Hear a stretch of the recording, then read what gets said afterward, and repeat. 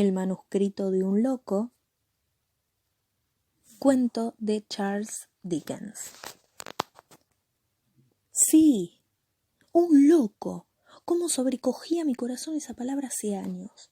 Cómo habría despertado el terror que solía sobrevenirme a veces, enviando la sangre silbante y hormigueante por mis venas, hasta que el rocío frío del miedo aparecía en gruesas gotas sobre mi piel y las rodillas se entrechocaban por el espanto.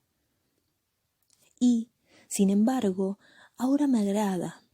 Es un hermoso nombre. Muéstrenme al monarca cuyo ceño colérico haya sido temido alguna vez más que el brillo de la mirada de un loco, cuyas cuerdas y hachas fueran la mitad de seguras que el apretón de un loco. ¡Ja!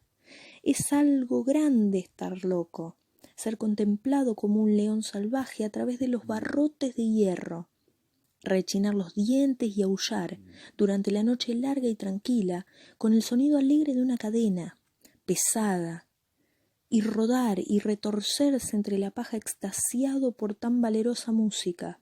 Un hurra por el manicomio. ¡Ay! Es un lugar excelente. Me acuerdo del tiempo en el que tenía miedo de estar loco, cuando solía despertarme sobresaltado, caía de rodillas y rezaba para que se me perdonara la maldición de mi raza, cuando huía precipitadamente ante la vista de la alegría o la felicidad para ocultarme en algún lugar solitario y pasar fatigosas horas observando el progreso de la fiebre que consumiría mi cerebro. Sabía que la locura estaba mezclada con mi misma sangre y con la médula de mis huesos. ¿Qué había pasado una generación sin que apareciera la pestilencia y que era yo el primero en quien reviviría?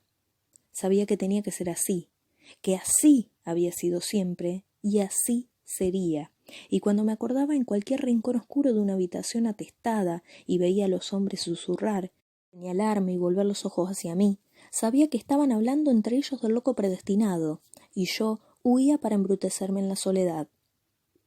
Así lo hice durante años. Fueron unos años largos, muy largos. Aquí las noches son largas a veces, larguísimas, pero no son nada comparadas con las noches inquietas y los sueños aterradores que sufría en aquel tiempo. Solo recordarlo me da frío. En las esquinas de la habitación permanecían acuclilladas formas grandes y oscuras de rostros insidiosos y burlones, que luego se inclinaban sobre mi cama por la noche, tentándome a la locura. Con bajos murmullos me contaban que el suelo de la vieja casa en la que murió el padre de mi padre estaba manchado por su propia sangre, que él mismo se había provocado en su furiosa locura. Me tapaba los oídos con los dedos, pero gritaban dentro de mi cabeza, hasta que la habitación resonaba con los gritos que decían que una generación antes de él la locura se había dormido, pero que su abuelo había vivido durante años con las manos unidas al suelo por grilletes para impedir que se despedazara a sí mismo con ellas. Sabía que contaban la verdad, bien que lo sabía. Lo había descubierto años antes, aunque habían intentado ocultármelo. ¡Ja! ¡Ja, ja! Era demasiado astuto para ellos, aunque me consideraran como un loco. Finalmente llegó la locura y me maravillé de que alguna vez hubiera podido tenerle miedo. Ahora podría entrar en el mundo y reír y gritar con los mejores de entre ellos. Yo sabía que estaba loco, pero ellos ni siquiera lo sospechaban.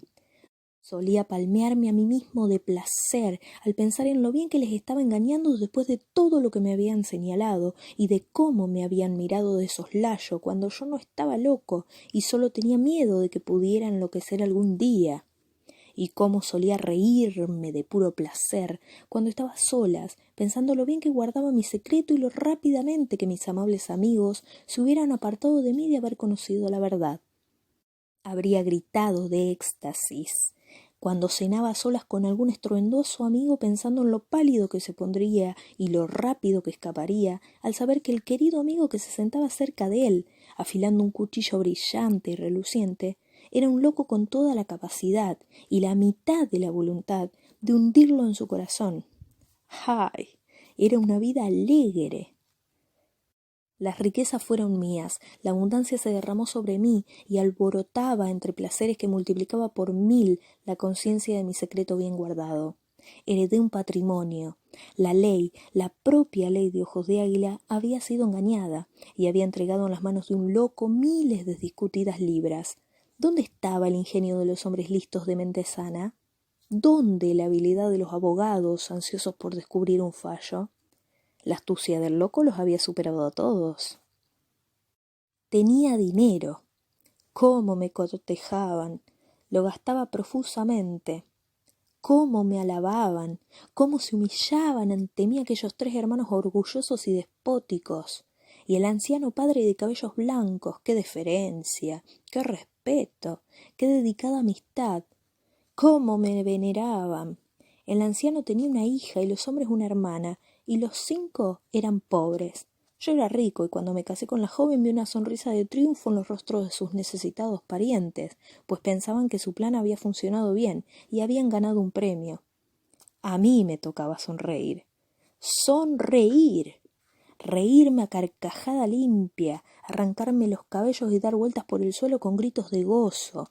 Bien pocos se daban cuenta de que la habían casado con un loco. Pero un momento, de haberlo sabido, ¿la habrían salvado? La felicidad de la hermana contra el oro de su marido, la más ligera pluma lanzada al aire contra la alegre cadena que adornaba mi cuerpo. Pero en una cosa, pese a toda mi astucia, fui engañado. Si no hubiera estado loco, pues aunque los locos tenemos bastante buen ingenio, a veces nos confundimos, habría sabido que la joven antes habría preferido que la colocaran rígida y fría en un pesado ataúd de plomo, que llegar vestida de novia a mi rica y deslumbrante casa.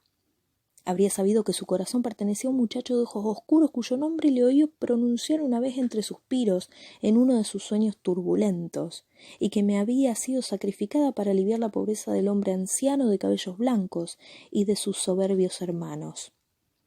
Ahora no recuerdo ni las formas ni los rostros, pero sé que ella era hermosa. Sé que lo era, pues en las noches iluminadas por la luna, cuando me despierto sobresaltado de mi sueño y todo está tranquilo a mi alrededor, veo, de pie e inmóvil en una esquina de esta celda, una figura ligera y desgastada de largos cabellos negros que le caen por el rostro, agitados por un viento que no es de esta tierra, y unos ojos que fijan su mirada en los míos y jamás parpadean o se cierran. ¡Silencio! La sangre se me congela en el corazón cuando escribo esto.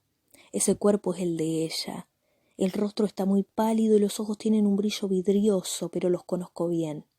La figura nunca se mueve, jamás gesticula o habla como las otras que llenan a veces este lugar, pero para mí es mucho más temible, peor incluso que los espíritus que me tentaban hace muchos años. Ha salido fresca de la tumba y por eso resulta realmente mortal. Durante casi un año vi cómo ese rostro se iba volviendo cada vez más pálido. Durante casi un año vi las lágrimas que caían rodando por sus dolientes mejillas y nunca conocí la causa.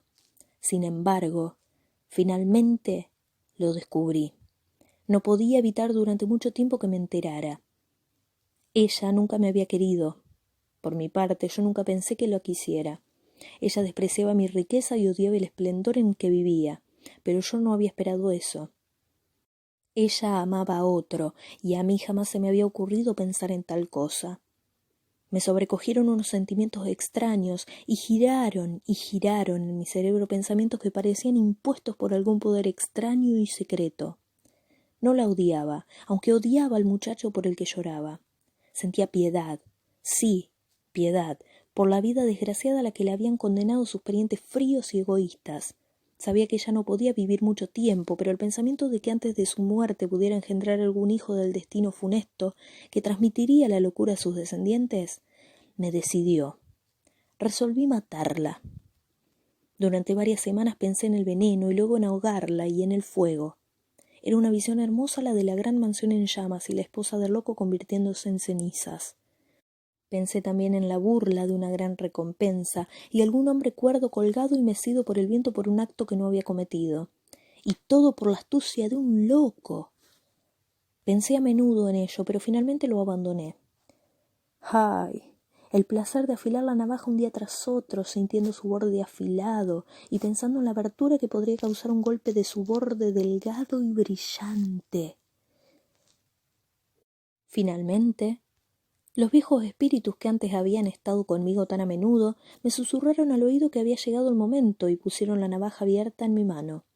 La sujeté con firmeza, la elevé suavemente desde el lecho y me incliné sobre mi esposa que yacía dormida.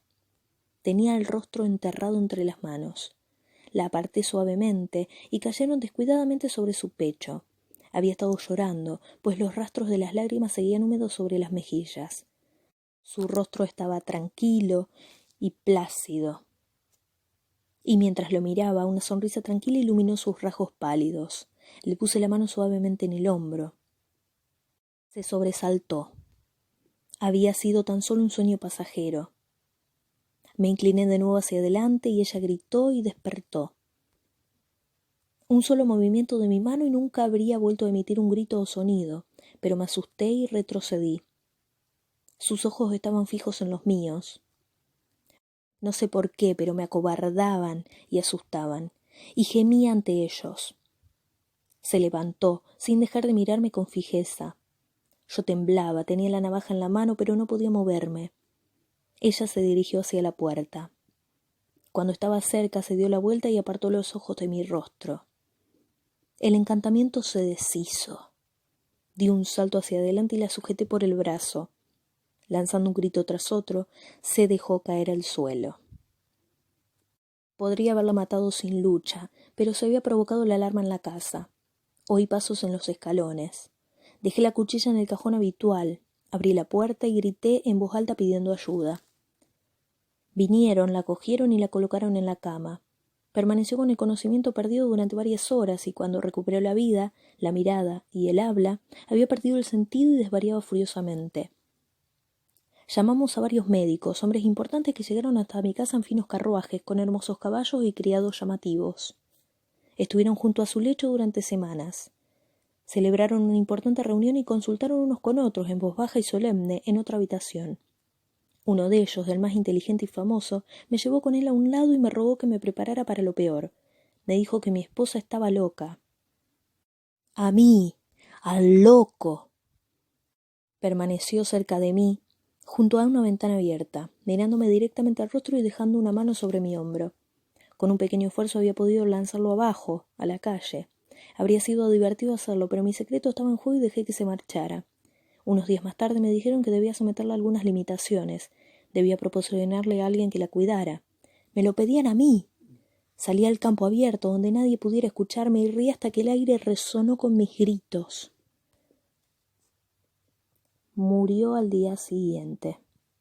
El anciano de cabello blanco la siguió hasta la tumba y los orgullosos hermanos dejaron caer una lágrima sobre el cadáver insensible de aquella cuyos sufrimientos habían considerado con músculos de hierro mientras vivió.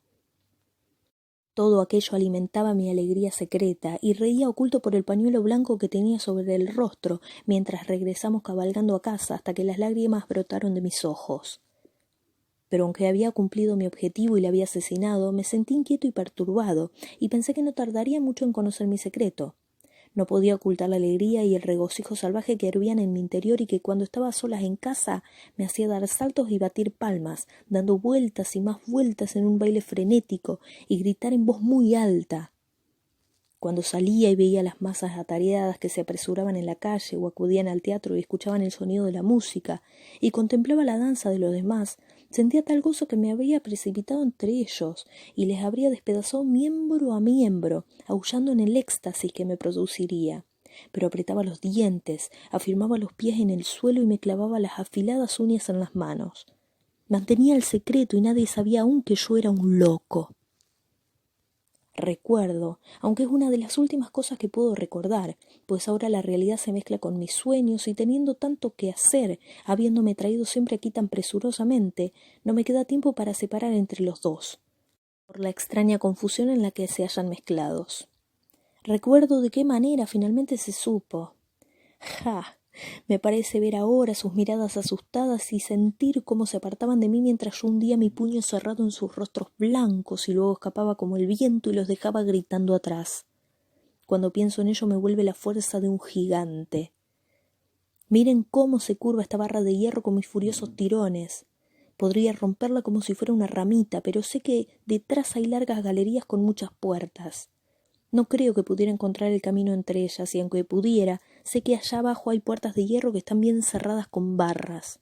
Saben que he sido un loco astuto y están orgullosos de tenerme aquí para poder mostrarme. Veamos, sí, había sido descubierto. Era ya muy tarde y de noche cuando llegué a casa y encontré allí al más orgulloso de los 3 orgullosos hermanos, esperando para verme. Dijo que por un asunto urgente. Lo recuerdo bien, odiaba a ese hombre con todo el odio de un loco. Muchas veces mis dedos desearon despedazarlo. Me dijeron que estaba allí y subí presurosamente las escaleras. Tenía que decirme unas palabras. Despedí a los criados. Era tarde y estábamos juntos y a solas, por primera vez. Al principio aparté cuidadosamente mis ojos de él, pues era consciente de lo que él no podía ni siquiera pensar, y me glorificaba en ese conocimiento, que la luz de la locura brillaba en mis ojos como el fuego. Permanecimos unos minutos sentados en silencio. Finalmente, habló. Mi reciente disipación y algunos comentarios extraños hechos poco después de la muerte de su hermana eran un insulto para la memoria de ésta. Uniendo a ello otras muchas circunstancias que al principio habían escapado a su observación, había terminado por pensar que yo no la había tratado bien. Deseaba saber si tenía razón al decirle que yo pensaba hacer algún reproche a la memoria de su hermana, faltando con ello al respeto a la familia.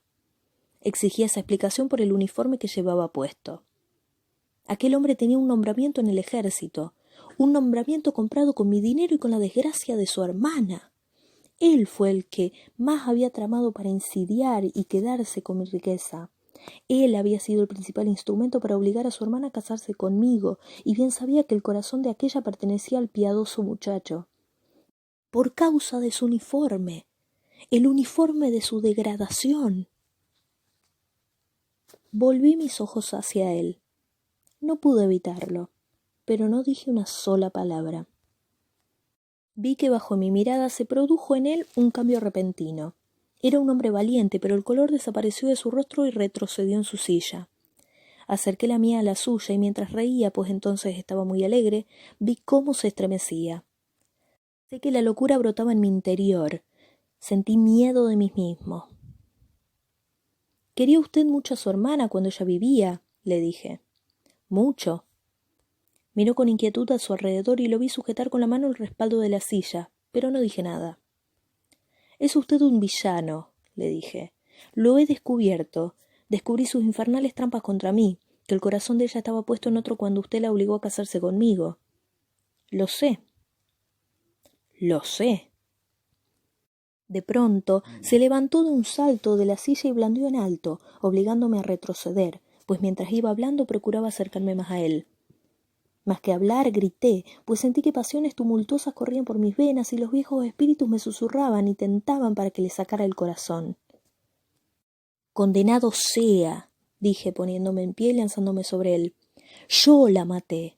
Estoy loco. Acabaré con usted. Sangre, sangre. Tengo que tenerla». Me hice a un lado para evitar un golpe que en su terror me lanzó con la silla y me enzarcé con él. Produciendo un fuerte estrépito, caímos juntos al suelo y rodamos sobre él. Fue una buena pelea, pues era un hombre alto y fuerte que luchaba por su vida, y yo, un loco poderoso sediento de su destrucción. No había ninguna fuerza igual a la mía y yo tenía la razón. Sí, la razón, aunque fuera un loco. Cada vez fue debatiéndose menos. Me arrodillé sobre su pecho y lo sujeté firmemente la garganta oscura con ambas manos.